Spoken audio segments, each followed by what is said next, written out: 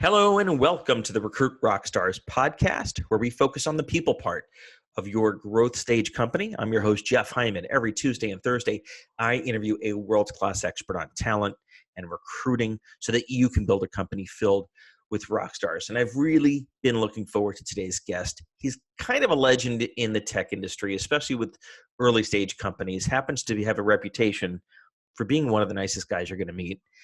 And I thought he'd be a really fascinating guest because he not only has done this and started a bunch of companies, but he also studied this. He studied organizational behavior at UC Berkeley before he began his entrepreneurial career. And since then, he's been involved with companies that you know, companies that you use, as co-founder and CEO of KISSmetrics, as advisor to Quick Sprout, as the co-owner of Crazy Egg. I'm a customer. And now he's co-founder and CEO of his new business, FYI, which we're going to talk about as well. And over the next 20 minutes, we're going to learn about what Hiten Shah has learned about the people part of early stage companies. So with all that, welcome to the show, Hiten. How are you?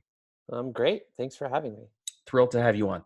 So why don't we, go a little back in history. We don't have to go back all the way, but what got you first interested in entrepreneurship? When did the light bulb go on that you were not a big company guy and you were going to pave this way for yourself? Yeah, I like to say a few things about that. Well, one being I don't know any better.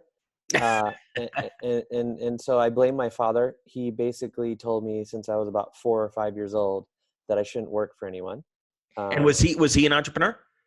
Sort of. So he's a physician. Okay. Which is a small business person. Yeah. Well, in his case, he never went into private practice, but in his case, he actually runs free health camps all over the world and in the US. Wow. And so, I say sort of because if you asked him, I don't think he'd say yes. I'd have to convince him to say yes. Because in reality, the truth is yes, absolutely. Full stop, 100%. So, that's my dad. And he basically told me I should be an entrepreneur. I shouldn't work for anyone. His whole thesis is, as a physician, I don't use my brain. And everything is muscle memory. Yep. So that was his take.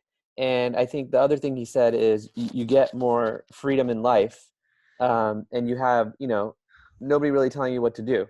I kind of I guess I internalized it, but I didn't really realize what he meant. But it was pretty hard baked or hardwired in from an early age. Absolutely. It wasn't my decision. That's actually the more interesting part. It wasn't my decision. When did the light bulb go on, which it doesn't always for entrepreneurs until a later point, that it's the people part of the business that makes these growth ventures possible, as opposed to just a great idea, just some great software? A lot of times an entrepreneur hits a tough patch that makes them realize, wow, it's the people part that matters. Yeah, for me, I get energy from people. I really like people. So it wasn't as, clear of a I a lot of people they get into it for other reasons. Mm-hmm. For me, it's always been about the people I work with. And part of it is my father. I used to say he's selfless to a fault. It rubbed off on me greatly. And so I always was focused on other people. And I think there's almost a pretty intense double-edged sword with that. And that double-edged sword is that, you're right. Many folks, they get into this business for not because of who they work with, or the fact that they love working with people or talking to people or whatever. They get in it because they want to achieve something. Yep. For me, it was they're chasing the golden ring of Silicon Valley. Yeah, lots of money, whatever it is, right? For me, it was never that. It was never about being chasing something. It was always about the people I work with, and it was always about them. And that comes with its own issues. Of course. And so you mentioned this double-edged sword. What's the flip side of that? How can it actually backfire or hold back the business? Yeah, I think the way, at least it did for me, is that I spent so much time focusing on the other, sometimes I would lose sight of the business itself. Can you give an example? Yeah, totally. I think, like one of our values at KISSmetrics was like, take care of people. Mm-hmm. And that's a good value to have, but you can take it to an extreme. And I think the simple way that many of us sort of fall on this, including myself, is that we basically might optimize certain things in the business for a single individual in the company. In other words, design it around a person to make up for their shortcomings or their lack of competencies, Or their needs, such as, whatever needs they may have, how many hours they want to work, for got it, example, got it. right? Or when they want to work, right? And then you almost have this weird sort of thing where not everyone's treated the same. So in a way, you go opposite of taking care of people when you start doing things like that. It works for 3 people or 5 people, but it certainly doesn't scale. Yeah, most of these problems, you don't have them early.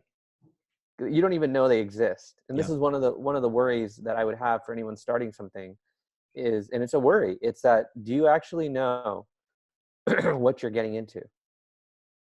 Because if you don't know what you're getting into, then what's going to end up happening is that you essentially end up like optimizing the business for the people in the business instead of optimizing the business for the business itself. And for those that are doing this for the first time, can you share what an example of the implications of that is? How does it hold back the business? Did you miss the numbers? Did you launch products late? Did Yeah, a company sure. fail? It starts creeping up in all kinds of ways. And I think the biggest ways it creeps up is that basically you don't realize, but you end up having a certain type of culture in the business, and people start looking out for themselves and they don't look out for the business. And what you really want is a team of people that are looking out for the business. And not that they come secondary, but in the process of them looking out for the business, they're taking care of themselves as well. There's just a lot more alignment in a company like that when you design it like that than when you sit there and say, okay, this person has this sort of consideration and we're going to solve for that. This other person has this consideration, we're going to solve for that. Right. So, and in some ways you could say, there are exceptions. I used to think there were exceptions. Now I'm like, well, what ends up happening is you don't treat everyone equally. Yeah, everything is an exception. Right. And that's what some of these companies like are really, really like dealing with right now. I've seen so many founders that end up dealing with that and don't realize it. So it's like, I can't even tell someone this is what you're going to hit. All I can do is if they actually come to me when they're hiring someone or when they're in a situation where I feel like I can share this thought, I would just tell them like, hey, like, just make sure that like you're okay. Like you want everyone to be on the same sort of even footing. And it really backfires, and it sometimes can actually tank the company. I've actually seen that businesses implode because they haven't developed these standards of performance, of focus consistently early on. Yeah, you have to realize that the people in the business are there to work on the business. They are the business. Yeah, they are the business, and the business isn't working, it's on them too. Yeah. Right? A lot of times, another thing I see is that founders just take on all the problems in the business. So that would imply that you've seen cases where exceptions were made. You look the other way in the focus of growing the business, but then the day came where that no longer worked, and you had to make a change. How do you make that change? How do you tell someone who's been loyal and faithful that it's not working anymore and they need to pursue their career elsewhere? The truth. If you screwed up, tell them you screwed up. You have to own it. Yeah, if you screwed up, tell them you screwed up. That's what I see nobody doing. Excuse me. What do you see most people do? They let that person stay. Yeah. They make up excuses.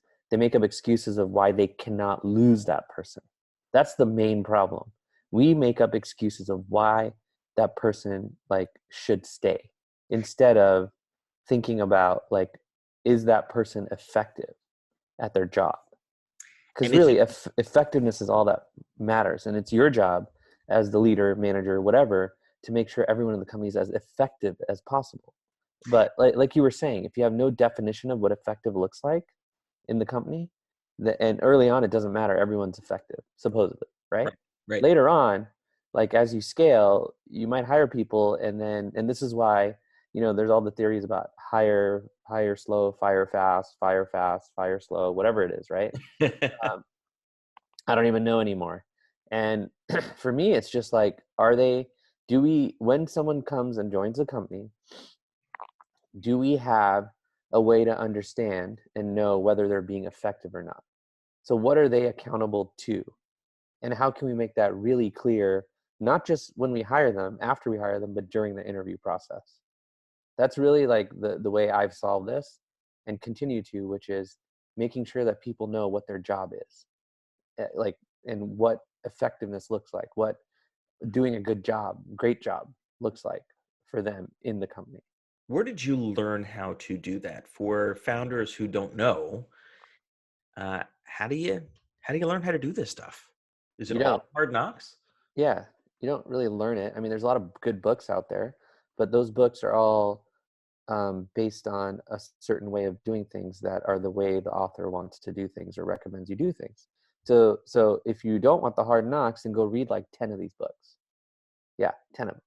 Okay. Right? So there's things like Radical Candor, and then there's like Tribal Leadership, and there's like a number. I mean, there's an unlimited amount of books. So go either like sample them on Audible, or like go buy a Blinkist subscription, or just go to the bookstore, right, and start reading them physically, like just like skimming through them. Or a great place to go is actually the library.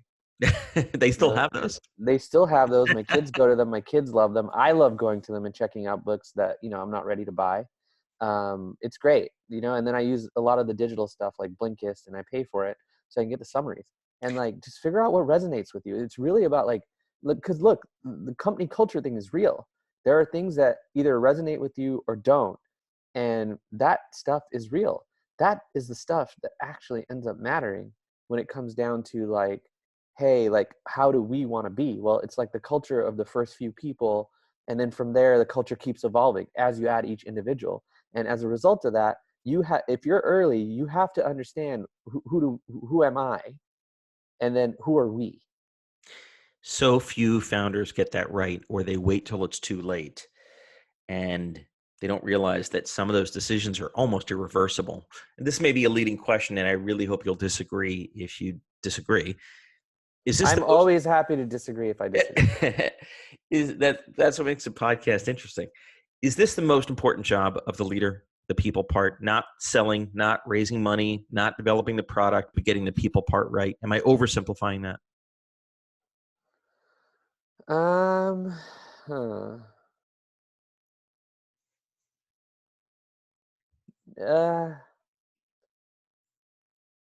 So here's the thing. I don't think you're oversimplifying it, but I think if you don't have a business, the people don't matter. And if you don't have the people, the business doesn't matter. They're inextricably linked, right? Yeah. So like, I don't want to make things a chicken or egg problem. I despise those, but that's what it is. Like, those two things are so tied together. Like when you ask me that, I'm like, man, like, sure, the people matter and the people are important, and that's the absolute most important thing. But the thing is, you could have a group of great people with no business. Yeah, it could be a nonprofit, right? Right, and that's what I mean by like, how do you figure out how to hold people accountable? How do you communicate within the team? How do you make sure that like, the performance of individuals are constantly like in your mind, right? And in a good way, in a way where you're able to talk to them about it. I mean, this is where like things like one-on-ones get really valuable. It's when you're actually able to talk about things and deal with all the difficulties that come up as you're building the business. This is non-trivial stuff. So let's talk about how that reflects in your newest venture, FYI. Yeah. Based in the Bay Area, about a dozen people. We're actually fully remote. Totally remote. Got it. Even which makes even leadership even harder, right? Supposedly, yes. Let's talk about what FYI is, and then I want to ask you some specific questions about the people part. So just give listeners a 60-second tour of what FYI is. Yeah, with FYI, we started out with this idea that we wanted to solve the biggest problem with documents, which is finding them across all the different tools you use. And what we built eventually, and what we have now, is what we call basically a product that helps you find your documents in 3 clicks or less. So we have a search box, but most people don't use our search box.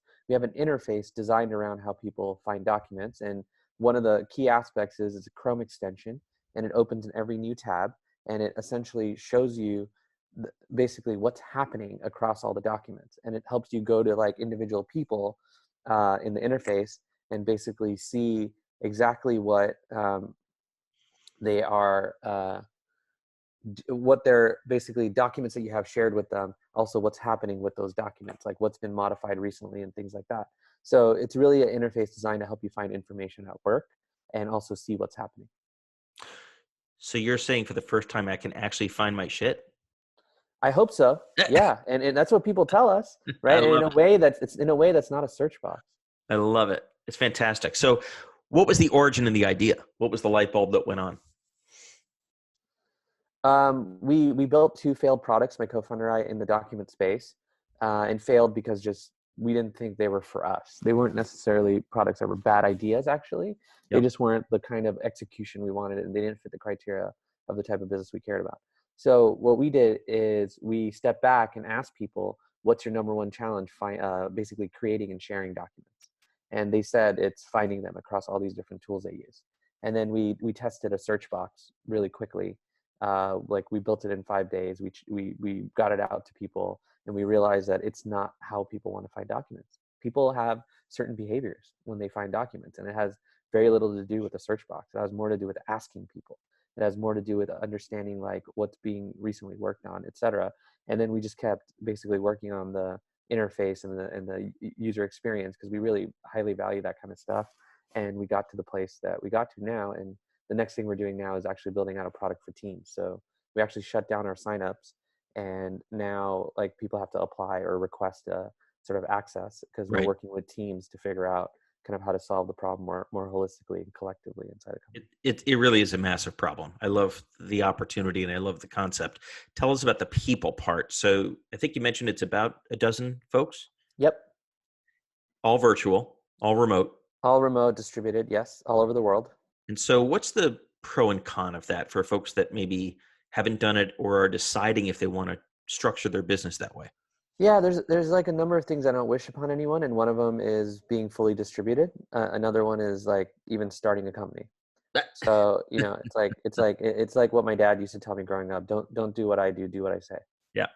Right. It's that kind of typical thing, and so I think my take here is like you basically had to have double the process and documentation for half the team size when you're a distributed company. So we document everything. We have lots of process, but it's not like it almost comes along naturally if you work on the team. There are other companies like Stripe that are really a full-on document culture. That's a completely different type of company. They I think started all in one office, and they still had a very heavy document culture, right? Where they would document everything, and things would be supposedly easy to find, and things like that. But like, yeah, it's the same kind of attitude. It's the idea that like, if it's not written down, if you make decisions and like, other people don't know what they are, or people can't find things, you end up basically slowing down the company. So that's the downside. Like you have to be prepared for that inevitability, quote unquote extra work. Yeah, it's so much extra work. Yeah, it is. And the reason it's worth it though is because you get to basically hire people anywhere, anytime. And so this may sound like a stupid question, but what's the benefit of that? Is it just the sheer availability of talent and labor, or is it price arbitrage, or what's the benefit? Yeah, so I wrote a recent email to one of my email lists recently, and my whole take was that it's inevitable because of the cost savings. I'm not saying that's why I do it. but that's why most people are thinking about it right now. Mm-hmm. It's cheaper. All the cities, and I use some data that I found, but all the cities, the major cities, are very expensive. The cost of living is super high. So give an example. You're in the Bay Area. You're right in the heart of Silicon Valley. Where's a couple of locations where your team is based?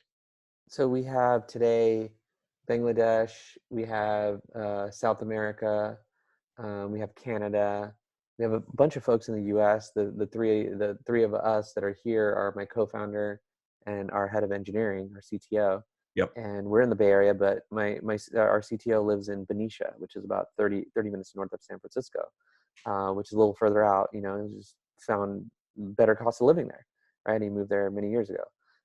So it's just one of those situations where what we see is that we can hire anyone anywhere. And in terms of like accountability and those kind of things, yeah, we have more process to make sure that we understand that people are accountable. So an example of that is we have a daily updates channel in Slack where everyone fills out what they did yesterday and what they're working on today. And it's just every day. It's just a requirement, simple requirement. We even have like a how-to on the daily updates. That's a document my co-founder and I created. That's like a whole deck on how to do daily updates. And it says things like, each morning, share what you did yesterday and what you're planning to do today. This lets everyone know what you're up to. By the way, this has lots of emoji. Everyone is required to send daily update first thing each morning, their time. Sometimes, obviously, people lag. I lag sometimes too, but that's what we want. It's aspirational. And if you're working that day, send an update. Then there's like out of office updates. So then it's like, hey, let people know you're going to be out of the office, whether it's for a few hours a day or days, by putting it into your daily update the day before you're out. Make sure you communicate early to the engineering manager, Hiten or Marie, that's my co-founder, that you'll be out so we can all plan accordingly. Now we have a shared calendar for that too. So that's cool. Change your Slack status or name so people know you're out. And then there's a peace sign emoji. That's it. And then there's like 3 slides where it's like different examples of daily updates for engineers, product, and other, just so that people have an idea of how to do it. So here's what I'm nervous about, Hiten. And I want you to be honest. I know you will be. Yeah. I get how you can legislate this, and I'm sure people comply. How do you know they're reading it? That's the piece I'm worried about. I don't care. Like I know Slack is wonderful at helping us communicate. I also know Slack is terrible at telling us like who saw what, right? And that would be really crazy on a messaging system like Slack, right? To go all the way. Why don't you care if they read it? So you've got all these policies, you've invested all this time and money on, Actually, it's no time, no money. It's literally like, here's the channel, here are the rules, this is required, go do it. But all the documentation that you were giving an example of before. Sure. How do you know people are reading it? Doesn't matter. Doesn't matter. It exists. You have no excuse not to go scan it. It just exists. That's the other thing. There's too much enforcement at work. Look, my whole thesis on work is this. And this is why I think distributed work is great. And it's this. It's when you're at school, you're told when to go, where to go, when to eat lunch, when to get a snack. If you're younger, like when my children were younger, when to take a nap. Yeah. When to read. Oftentimes what to read, what to write. And then when you get to go home. That's school. Most work is exactly the same. And we're adults. We're not children. So to me, like, I love your question because I understand that's the natural thing most people say. My answer is, I don't care if people read it or not. You're treating them like adults. Yeah, it's like, look, we do it. You want to know what's going on in the company? Go to this channel, check it out. Like, that's it. Like, you want to know what's going on? Check it out.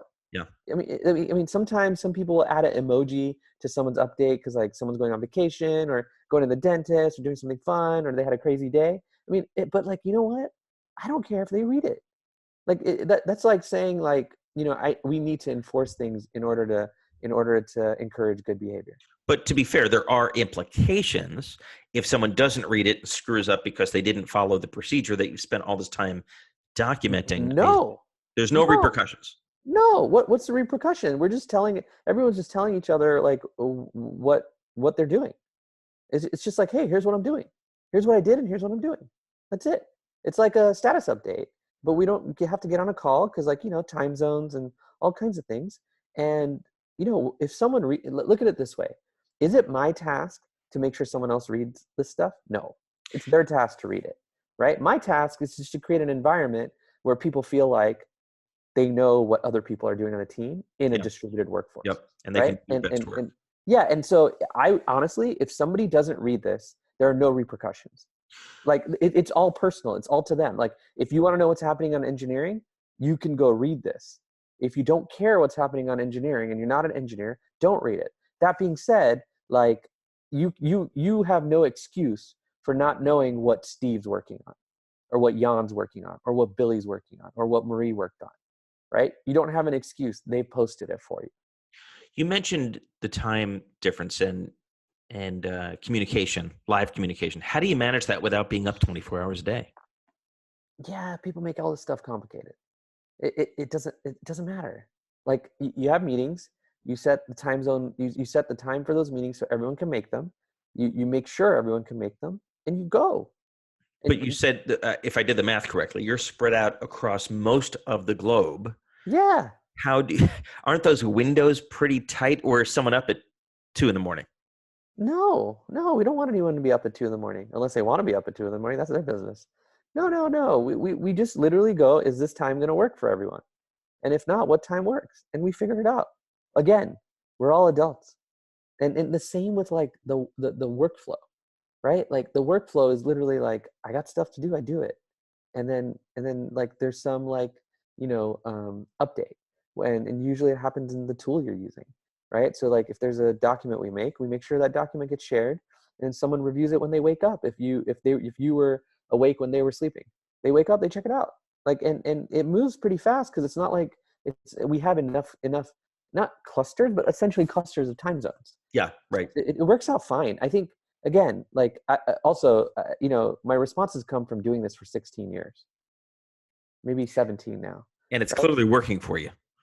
It's all right. I mean, it's all right. Like you're pretty modest. It has worked for you. You've been involved in some tremendously successful companies. I'm just not one of those people that like is dogmatic about it either. I understand the value of an office. Absolutely. I understand the downsides too. I also understand the downsides of distributed work and the value of it. And the number one value for the business is cost. And the number one value for the business is also flexibility. Yeah. Right? Because like if people are able to work if we have people that can work 24/7 as a 12-person company, we're getting work done 24/7. Yeah, you can make so much momentum so much faster. Right. That's a huge advantage, right? Now, that's the business benefit. Those are the two benefits I can clearly tell you exist. And so it's basically cost and flexibility. And then on the sort of team member side of it and your individual work, you have freedom. It's the F word. It's my F word. It's freedom. Yep. The freedom is incredible. Like the freedom you have as a remote team member is incredible. And yes, there are massive issues, like confusion, communication, isolation, all those things. And you do have to develop ways to deal with that, right? Like my co-founder, if she works from home too much, she needs to get out of her house. And so then she has a co-working space, right, that she goes to. Sometimes she goes, sometimes she doesn't. She has waves, but it's really relatively inexpensive, the one she has, and it's a flexible desk. And it's not like her own desk, and she goes and she works out of there when she feels like it. And sometimes she goes like once a week, sometimes she goes once a month, and it doesn't matter, right? But like that's what she needed for herself. One of our team members is in Barcelona, and he needed a co-working space like that. He just needed that. He needs to go somewhere out of his house to go work, so he has that, right? Dude, I sit on a beanbag. I'm sitting on a beanbag right now. It's a $200 Muji beanbag. And my back doesn't hurt. I also have an Aeron chair downstairs, but I never sit on the Aeron chair. I haven't sat on the Aeron chair in years. I sit on my beanbag. For a while, my co-founder and I, for many years, as we were ramping the business up early on, it was much smaller. We used to work out of the same place, and like I had a beanbag. There's still my beanbag there, right? And it was out of her house, and like I have a beanbag. I sit on a beanbag. Like this is, and the only reason I'm emphasizing that is like I get to sit on a beanbag. Yeah. Right? Like got that flexibility built into the business. That would be weird in an office. And I'm That's your words, not mine. Yeah, and I'm sitting on it because it's comfortable, and I'm sitting on it because I like it. Yep. Right. And maybe I'm weird, but that's what I do. And sometimes I want to like go walk around and talk to someone, and I would do that if I was in an office, and people would be like, "Oh, that's Hiten. He's walking around. He's making his own tracks. He's like, digging into the ground as he walks around." Because you'd see me walking around like crazy. Right. That's just me. That's what I do. Right. That all these things look weird in an office, but you get to be yourself when you do remote work. So anyway, not to rant on this too much. Well, I give you a ton of credit because it's clearly working, and I'll take it. Yeah, I'll take it. I mean, look, everything's a work in progress is what I believe, and I also believe nobody knows anything. I don't know. The reason I say think that you experience it over time. You've done a number of these, and you learn what works, what doesn't work. Yeah, and the big thing is like this works for me. Yeah. Right. Like it works for me. So if someone's thinking of going remote or they're starting a business and they want to go remote, just be aware of these things. Right. These are the fundamentals of remote work. Like everyone has freedom. With that freedom comes a tremendous amount of responsibility that you wouldn't have in an office, because the office environment is much like school. It helps when the business is built for speed. You've been able to build faster products, rapid prototyping. The proof is in the pudding. I give you a ton of credit. How can people learn more about FYI, Hiten, or get in touch? Yeah, go to usefyi.com and you'll be able to sign up for it, at least request access to it. And then in terms of myself, I'm on Twitter. I tweet a little bit less these days. It's at Hiten Shah, HNSHAH on Twitter. And then my co-founder and I have an email list called Product Habits. And we talk about product development and how we build products. So yeah, that's another thing. I love it. Hiten, congratulations on all your achievements. It's well-deserved. It's great to see a nice guy win, and I really enjoyed getting to know you. I appreciate that. Thank you so much.